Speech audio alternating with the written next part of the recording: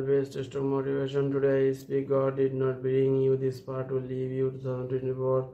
This far have disappointment, but it does not mean that's not going to happen. All the forces of darkness cannot keep you doubtless from your destiny. Not talking about other people believing for you.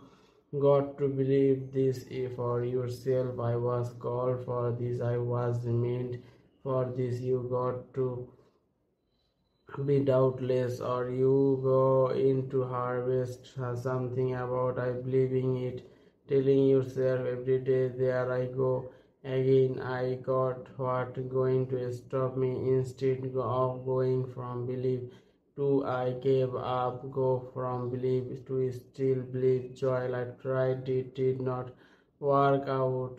That's part of process, those tests that have to pass.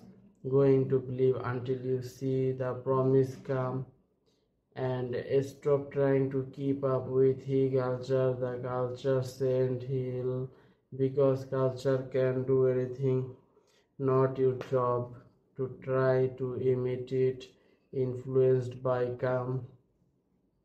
Somebody God wants you to believe him. People who don't believe in you is not going to dampen your faith, your time, your